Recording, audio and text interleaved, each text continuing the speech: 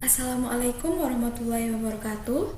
Selamat pagi Bapak Ibu dosen. Perkenalkan saya Herfiani Laksita Patmarini, mahasiswa PJJ S1 Manajemen Universitas Cyber Asia. Pada kesempatan kali ini saya akan mempresentasikan hasil analisis saya mengenai pemanfaatan influencer dan Key Opinion Leader atau KOL di Indonesia pada tahun 2025.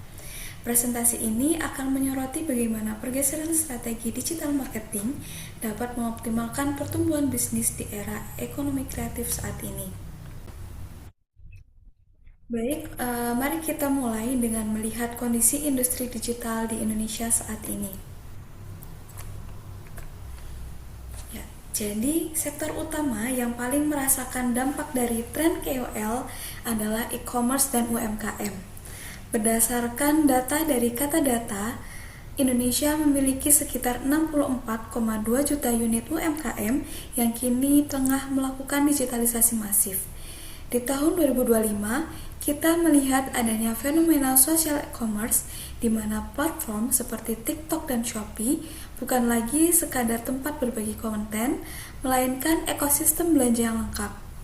Kolaborasi strategis ini menjadi bukti nyata bahwa konten kreatif adalah penggerak utama efisiensi biaya pemasaran saat ini.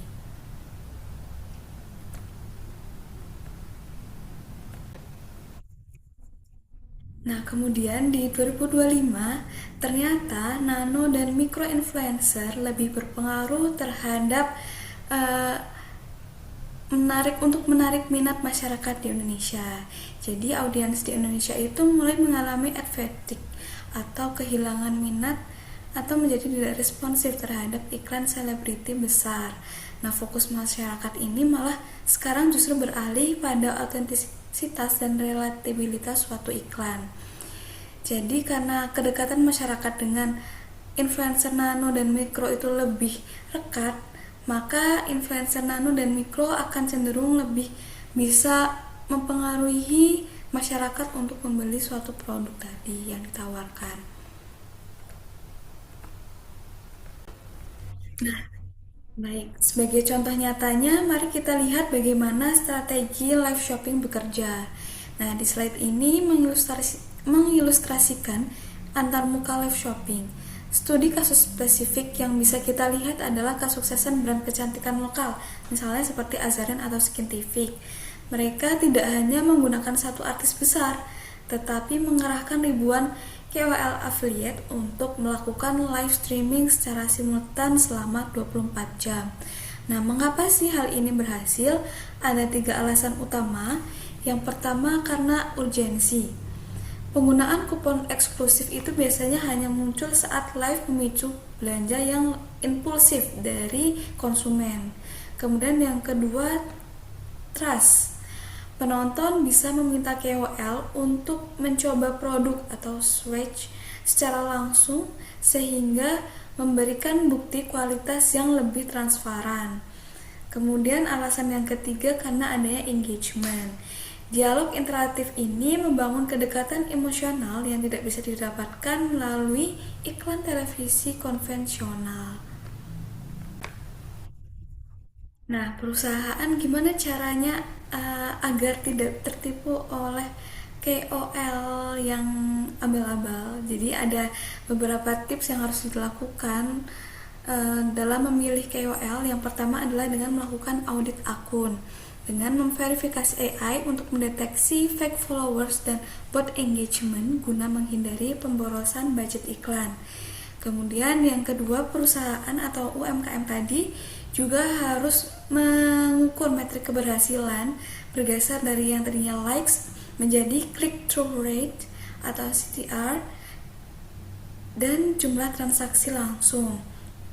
Selain itu, perusahaan atau UMKM juga harus memilih KOL berdasarkan data minat audiens yang sangat spesifik melalui social listening tools seperti Hootsuite, Brandwatch, Mention, No Limit untuk memantau, mengumpulkan, dan menganalisis percakapan, sentimen, serta tren terkait brand kompetitor atau industri di media sosial dan internet secara real time.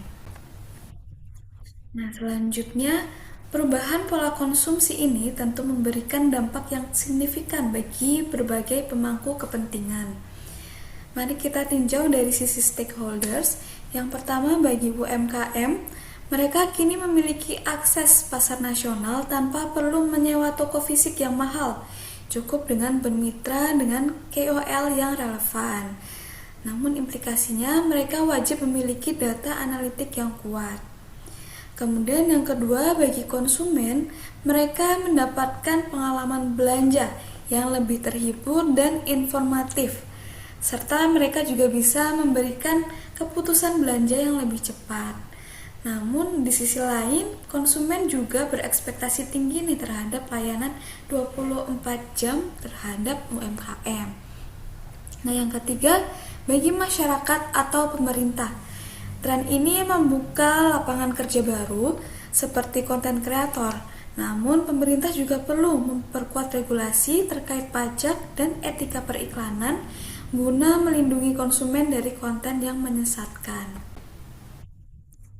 Nah, di sini ada beberapa tantangan dan peluang di Indonesia. Yang pertama, dari sisi tantangan ada saturasi konten, yaitu apabila audiens mulai merasa jenuh. Kemudian juga ada tantangan apabila personal KOL itu terkena skandal tertentu yang tentunya mempengaruhi citra dari produk. Kemudian yang ketiga, perubahan algoritma platform yang agresif. Nah, untuk mengatasi tantangan itu tentunya diperlukan strategi. Nah, strategi yang paling unggul adalah yang mampu menggabungkan teknologi AI untuk analisis data dengan sentuhan manusiawi melalui para konten kreator. Nah, kemudian ini adalah salah satu bentuk nyata dari strategi tadi yang bisa dilakukan adalah dengan melakukan live streaming. Nah, untuk melakukan live streaming juga ada beberapa strategi yang harus dilakukan.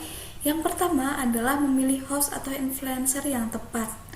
Kemudian menggunakan teknik storytelling. Jadi jangan hanya menjual produk secara langsung, tetapi harus bisa membuat cerita yang menarik di sekitar produk. Misalnya dengan melakukan demonstrasi cara pemakaian, before after atau unboxing. Kemudian yang ketiga harus memanfaatkan fitur interaktif seperti polling, komentar, dan giveaway untuk menjaga keterlibatan audiens. Yang keempat, membuat promo dan diskon eksklusif. Nah, ini produsen bisa menawarkan flash sale atau kode promo khusus atau bundling produk hanya selama sesi live untuk mendorong pembelian yang cepat. Kemudian yang kelima, jadwalkan dan promosikan live shopping.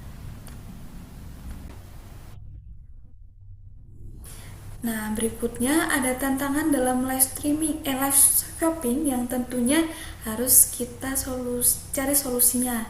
Yang pertama, tantangan pertama adalah persaingan ketat. Nah, untuk mengatasi tantangan tersebut, gunakan strategi pemasaran yang unik seperti influencer niche dan storytelling yang menarik. Yang kedua, ada tantangan engagement yang rendah. Untuk meningkatkan engagement, bisa menggunakan giveaway, polling, dan ajakan interaksi selama live. Kemudian yang ketiga, kesulitan memonetisasi live. Nah, untuk itu optimalkan strategi upselling dan bundling produk. Nah, kedepannya tren live shopping akan semakin berkembang dengan teknologi AI, augmented reality atau AR, dan virtual reality atau VR. Nah, beberapa inovasi yang bisa kita harapkan. Yang pertama ada AI powered chatbots untuk menjawab pertanyaan pelanggan secara otomatis. Yang kedua, AR try-ons yang memungkinkan pelanggan mencoba produk secara virtual. Dan yang ketiga, VR shopping experience yang menciptakan pengalaman berbelanja yang lebih imersif. Nah, sebagai kesimpulan dari presentasi saya hari ini, pemanfaatan KOL di tahun 2025 bukan lagi tentang seberapa banyak followers yang dimiliki, melainkan di 2025 ini kita harus mengetahui seberapa kuat autentisitas dan kepercayaan yang dibangun. Strategi yang paling unggul adalah yang mampu menggabungkan teknologi untuk analisis data dengan sentuhan manusiawi melalui para konten kreator. Nah, demikian presentasi dari saya. Semoga hasil analisis ini bermanfaat untuk menambah wawasan bagi kita semua. Terima kasih perhatian dari Bapak Ibu dosen sekalian. Akhir kata, wassalamualaikum warahmatullahi wabarakatuh.